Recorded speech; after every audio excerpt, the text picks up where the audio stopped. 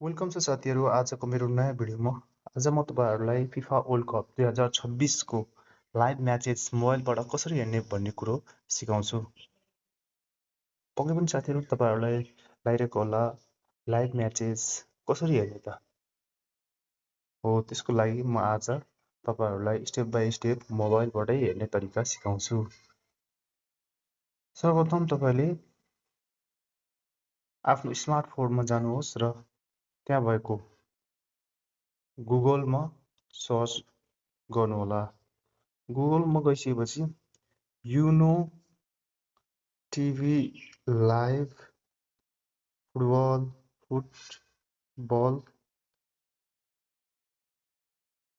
भनेर टाइप गर्नुहोला।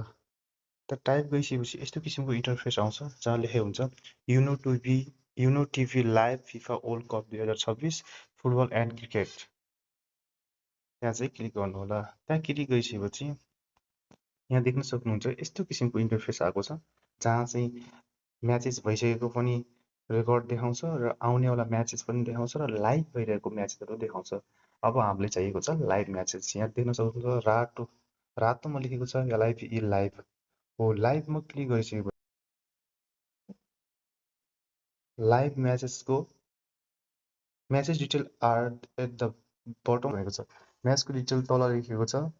तल गएर तपाईँहरूले आफ्नो कुन मोबाइलदेखि हेर्दै हुन्छ, अथवा पिसीदेखि हेर्दै हुनुहुन्छ अथवा मोबाइलदेखि हेर्दै हुनुहुन्छ, कुनदेखि हेर्दै हुन्छ त्यसको चाहिँ सिलेक्ट गर्नु होला।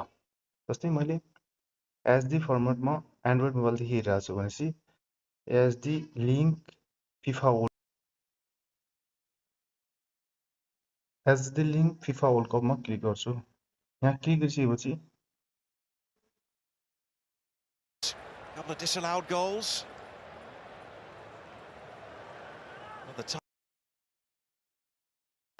Lifted in and headed away. He will be more content perhaps than he was last time.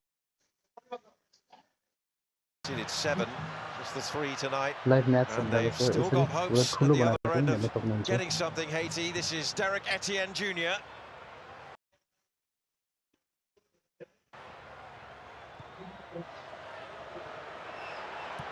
Simon, Allison equal to the task. Corner. तपाईँहरूले आफ्नो मोबाइलबाटै पनि वर्ल्ड कपको भिडियोहरू हेर्न सक्नुहुन्छ।